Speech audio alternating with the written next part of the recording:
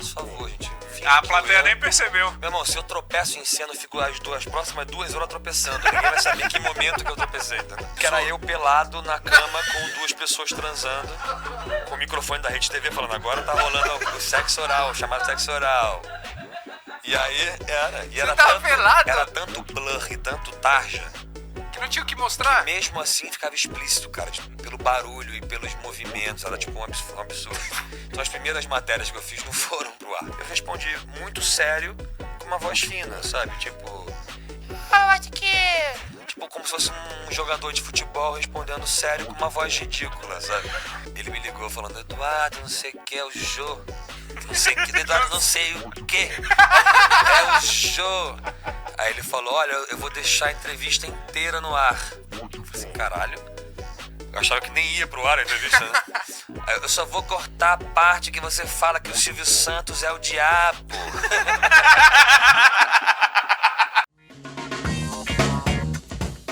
Salve, salve, estamos ao vivo, Mítico Jovem, quinta-feira. Quinta-feira hoje mesmo? Não. Quarta-feira, caralho. Sozinho. Tô trabalhando desde cedo, mano. Desculpa. Eu queria uma salva de palmas pro nosso convidado, de verdade, Eduardo Sterblitch. Aê! Tá maluco?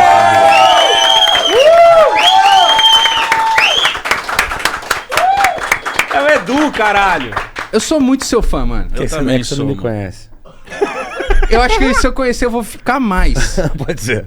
Eu sou mais legal do que talentoso.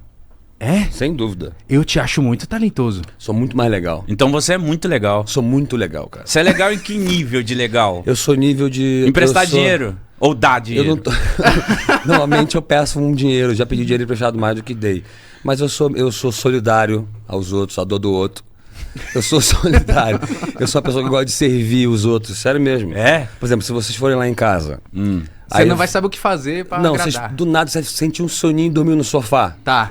Eu vou pegar um edredomzinho, vou te cobrir, entendeu? Eu faço isso com gente que eu não conheço. Você tem quantos Sou anos? bonito naturalmente. Você tem quantos anos, Edu? 37. Você falou que você não sabia. Mas eu falei, te respondi agora ali. Eu lembro que eu falei agora há pouco. Não é Ele que eu não falou sabia. que não liga, pai. Não é isso. A pessoa fala, não, o cara fica dando de maluco. Não é isso, não. Eu tenho meu grau de maluquice, mas é porque eu tenho um grau maior de sequela. Então, tipo, ano passado, quando eu tinha 36, eu perguntei, algum momento eu achava que eu tinha 37 já. E eu confirmava com a minha mulher. Minha esposa Louise, meu filhinho Caetano, vou fazer 1 ano agora, dia 23. Que da hora. Beijo pro Caetano. A gente fica com mais responsabilidade, né? Uhum. A gente começa a perder um pouco esse brilho, aí começa a acontecer mais caos e mais tragédias, e você começa meio que, meu Deus... E você fica numa de resgatar essa criança interior, né? Tanto é que tem muito isso, é meio clichê esse papo até. Com certeza. Então, tipo, tá falando que o papo do convidado é clichê? Não, eu tô falando. Porra, esse moleque... Tô fazendo uma terapia pra poder entender como é que tá, pra analisar minha relação com o meu analista número 1, entendeu? Mentira, é Verdade, sério. verdade, juro por Deus. Juro por Deus. Você tem uma segunda terapia só pra analisar a sua primeira. Era minha terapeuta anterior. E aí eu voltei a falar com ela só pra analisar como é que tá a minha relação com o meu analista. E como é que tá? Tô analisando. Começa a ver o Adam Sandler. O outfit do Adam Sandler. Nossa, é ruim o dele, né? Não, ele fica de bermudão, com bonézão Bonezinho, colorido, um casaco camiseta nada a ver. larga. Não, mas eu quis dizer ruim que, tipo assim, mano, ele tá se vestindo do jeito Isso, que ele quer. isso. Tá do jeito que ele quer. E vai no jogo de basquete, e faz um filme assim também. Você tudo curte certo. o Adam Sandler? Curto, claro. Ele é muito... Tem Sandler. uma galera que não curte ele. Eu amo ele, mano. Tem uma galera que critica ele pra Acha ele caralho. meio Eu acho bobo, ele né? Tem gente que incrível. critica ele, né? Sim. Tem. Sim. Juro pra você. Você nunca viu? Todo mundo critica todo mundo, né, cara? Pô, eu fiz falando de análise também, eu fiz uma análise uma vez aqui com um cara em São Paulo, que ele foi analista do Ayrton Senna. E ele falava isso, ele falou que uma vez o Ayrton Senna chegou lá e falou que tava muito mal, que as pessoas estavam meio falando mal dele. Tipo, e o cara já era o Ayrton Senna, assim, sabe? Já era campeão, cara. E ele falou assim, não, mas quantas pessoas no mundo você acha que falam mal de você? Faz uma conta aí. Aí ele falou, sei lá, 100 mil. Tá, porra, bastante. É o Ayrton Senna, um sim, conhecido sim, no sim. mundo todo, Uma escala, né? Sim, entendi. É. Aí quantas você acha que gostam de você? Aí, pô, 90 milhões, sabe? Tipo, 200 milhões. O do resto. E a gente fica perdido em quem fala mal, né? Muito louco. Mas isso já te afetou? Já, mas eu nunca eu tive sorte de não ser muito bom com rede social. Eu não sou muito bom. Ligado, você diz, né? É, eu não sou muito bom mesmo. Você não é eu ligar, sou- Não é meu lugar de comunicação, sabe? Mas Meu o... lugar de comunicação é no meu trabalho. Por isso que eu não gosto de dar entrevista, essas coisas. Porque eu não tem nada de interessante pra falar, entendeu? eu acho que tem. Não, tem a gente como amigo aqui vai achar um do outro, mas tipo, pro público, ainda mais pra um público desse de vocês, que é muita gente, sabe? Porra, Às você acha vezes que o público não recebe queria uma- ver o que você tem pra falar? Tão querendo saber as Só suas que não ideias. tem nada pra dizer. Porque não tem muito, sabe? Eu sou um palhaço, entendeu? Não tenho muita opinião sobre isso. Não sou especialista em nada. Então eu acho que é um sonho de criança. Eu sempre quis ser um bom artista. E aí fui crescendo, vendo o trabalho, estudando sobre isso. Aí eu comecei a bolar em ser um artista respeitado. Eu queria ser um artista de teatro respeitado. Pra ter o respeito da minha tia, né? Pra ter o respeito da minha família. Mas isso com que idade? Você ficando adolescente? Já mais velho, que eu fui já aprendendo a fazer, né? Já tinha certeza do que eu... Eu tirei carteira de trabalho com 11, 12 anos. Caralho. Eu já fazia dublagem, já fazia participação em coisas, filmes, então eu aprendi o Keaton, Lloyd, Jacques Tati, Gordo e o Magro, Chaplin, essa porra toda com ele, sabe? Da hora. E de teatro existencialista, que ele era um cara bem... palhaço mesmo, palhaço triste, né? Então você, quando você era moleque ali, você já sabia muita teoria de muita coisa, né? Tipo assim, isso te colocava uma cobrança de ser um palhaço de sucesso, um ator de sucesso? Eu tinha certeza que ia dar errado, porque todo mundo nesse meio, você não pode pensar em que o sucesso é dinheiro, você não pode pensar que o sucesso é a realização para os outros. Nesse meio você tem que fazer para você, você tem que fazer o teu chamado, digamos assim. O seu né? sentimento ali... Porque os deuses da arte não são os mesmos deuses do dinheiro. Eles nem se gostam muito, sabe? Você tem que saber para qual você reza. Se você rezar para os dois, vai dar errado, entendeu? E aí eu tive a sorte da Renata me chamar da Touché. A Renata Borges me chamou para fazer, ia ser o Alexandre Nero, ele não pôde fazer por algum motivo do universo. E acabou que eu pude fazer. Fiz a audição, entrei para fazer. E a Como que parada é uma mais audição de uma difícil. peça dessa? Você tem que cantar, você tem que fazer tudo ali pra eles verem e falar, bora? É que nem o Ídolos mesmo, você chega lá na Meu frente. Deus É que eu do dei céu. sorte porque já tinha rolado a audição. Então, quando eu mandei minha audição, eu mandei por internet. Mandei para a produtora a minha audição. Eu não precisei ir na audição real, porque eu acho que aí eu não ia passar. Você acha por quê? Porque nunca fiz uma audição para musical, né? Imagina. Deve ser muito... Você é louco. Você O tem que verdadeiro, cantar. o verdadeiro Beetlejuice é o João Teles, que é o que faz o Beetlejuice comigo. Eu sou tipo a Débora Seco, que entrou no Big Brother pelo Boninho, sabe? Só por um dia e só pra curtir. Entendi. Nunca aconteceu do Márcio fazer assim e ter um erro? Já, mas aí a gente usa o erro a nosso favor. A gente finge A que o plateia erro... nem percebeu. Meu irmão, se eu tropeço em cena, eu fico as próximas 2 horas tropeçando. Ninguém vai saber que momento que eu tropecei, entendeu? Mas o teatro, ele é uma parada... você vai estudar o teatro em si. Você pode se especializar, que nem medicina. Você pode se especializar em uma coisa ou outra. Se você achar que você é melhor em improviso, você pode se especializar. Você pode entrar num grupo de improvisos, começar a estudar improviso. Mas você não vai ficar fadado a ser um ator de improviso. Entendi. Você pode Mas o fazer que você gostava quando você fazia? Eu gostava de estudar teatro do absurdo, que é o Beckett, Ionesco, Pinter, Arrabal, uns caras que começaram a escrever coisas que não faziam muito sentido, mas que tinham a ver... Foi para revolucionar, de uma certa forma, a narrativa do teatro da época, e era bem existencialista, uma coisa pós-guerra, sabe? E eu gosto bastante, porque tem a ver com palhaço também, tem a ver com humor de palhaço, humor mais cruel, humor mais triste, meio melancólico, né? Você ri da sua tragédia, né? Você ri da queda, você ri do tapa, você ri da pessoa... da desgraça. Da nossa desgraça, né? E me especializei, fiz muito tempo de aula de canto, mas não para fazer um musical, nunca achei que fosse fazer. Fiz para estar preparado, caso precisasse fazer. Você canta bem? Porra! Eu não acho que eu canto bem, mas eu canta. sei que eu canto mal.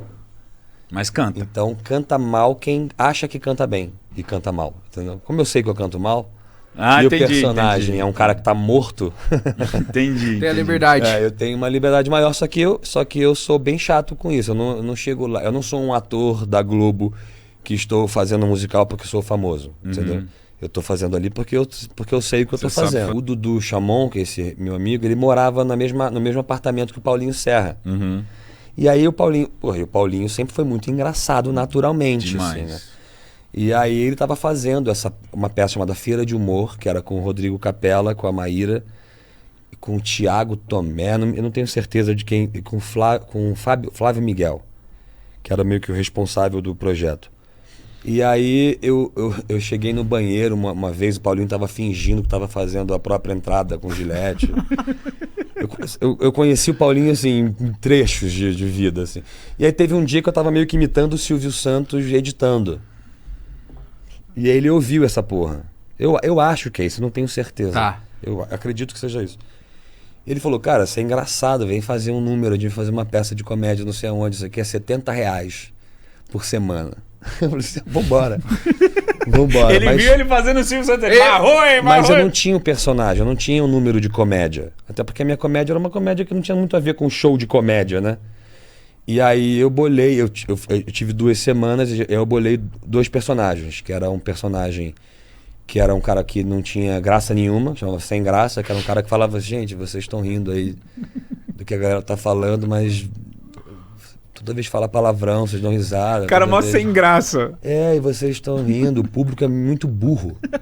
Eu falava, não vocês, o público. Eu fazia com o Silvio Santos, que foi um pedido do Paulinho, eu bolei um número que era um ex-viciado em imitar o Silvio Santos. Isso é maravilhoso. Que ele era do Silvio Santos Anônimos. Isso é maravilhoso. Isso é maravilhoso. Isso aí não foi o que você fez no jogo? Foi. Isso é maravilhoso. E aí também, e o Paulinho fez muito sucesso com o Traficante Gay, nessa época no YouTube. Foi um puta viral, assim. Foi. Nossa, que saudade. O que fez com que essa peça fosse o Paulinho foi no Pânico, na rádio.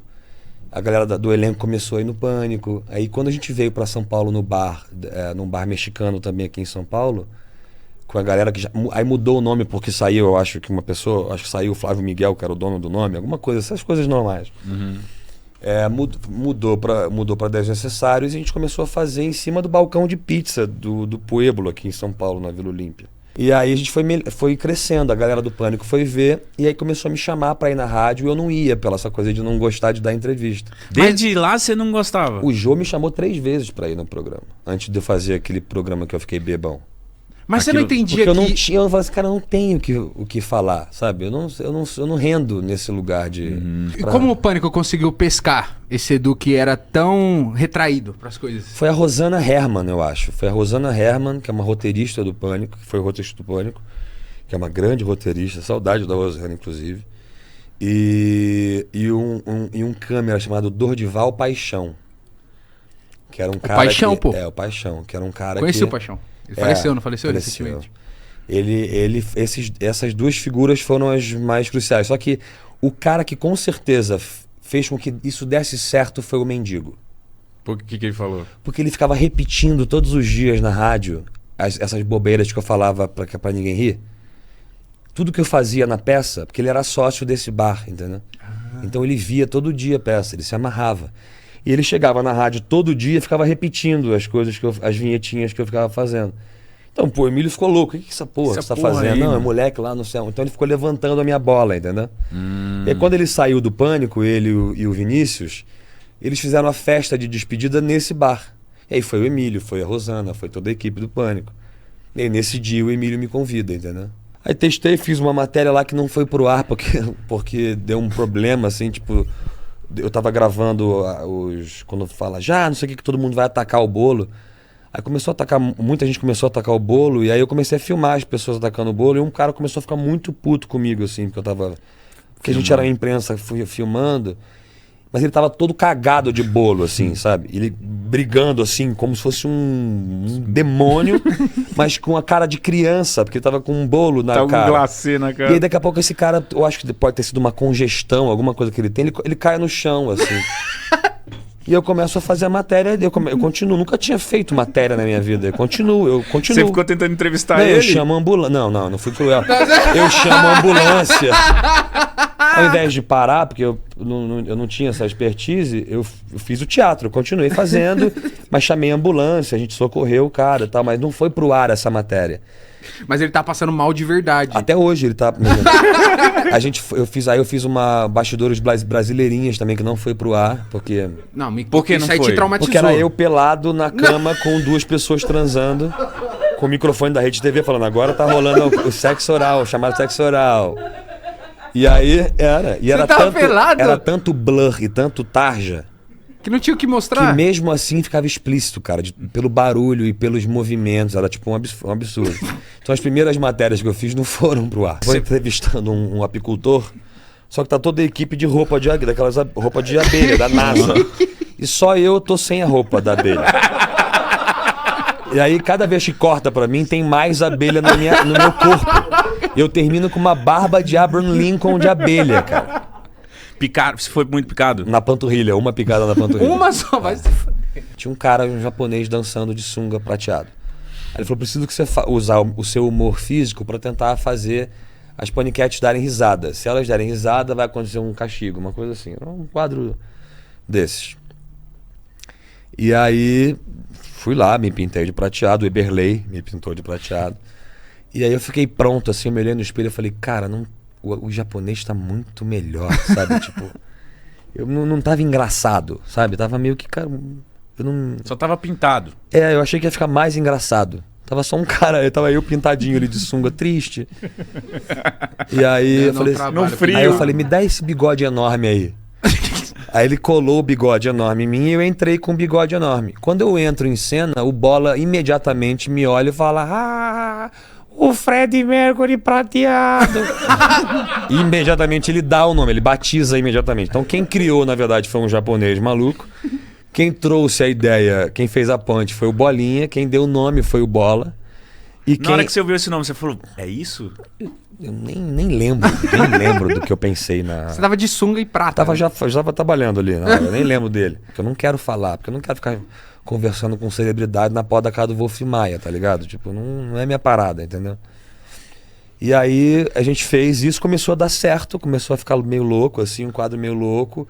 Eu comecei a trabalhar criativamente com o Carioca no quadro, até um dia que a gente foi fazer uma festa muito ruim, que não tinha famoso nenhum, sei lá, foram 2 Ellen Ganzaroli só, assim. E aí a gente ficou não podia voltar sem matéria. A gente não podia voltar sem matéria. Não tinha como. Nem que você tem que render com qualquer Não coisa. tinha como. Aí eu tava de troféu imprensa no dia, eu tava pintado de dourado, inclusive. E aí o Carioca quis me fuder, ele falou assim, Fred Mercury, o que você acha? Pô, eu vim do improviso. No improviso, a primeira aula que você tem no improviso é que você não pode bloquear uma ideia. Você não pode, numa cena de improviso, se alguém faz assim pra você, ó, pá! Você tem que tomar um tiro. Se você não morrer, meu irmão, você tem que ter uma ideia... Melhor. Você já tem que estar com uma ideia muito melhor que a plateia vai aplaudir em cena aberta. Tá. Senão você tem que morrer. Entendeu? Porque a pessoa começou a propor o negócio falando, alô, você não vai não atender o telefone. Né? Sem que nada dele. Você tem que. Então ele perguntou pra mim, por mais que eu tinha pedido pra não falar, ele me fudeu. Eu falei, opa, é um jogo de palhaço. Tem um palhaço fudendo o outro. Eu vou fuder ele. Aí respondi com a voz mais improvável que eu achei que aquele personagem poderia ter, que era uma voz fininha. Eu respondi muito sério com uma voz fina, sabe? Tipo. Eu acho que. Tipo, como se fosse um jogador de futebol respondendo sério com uma voz ridícula, sabe?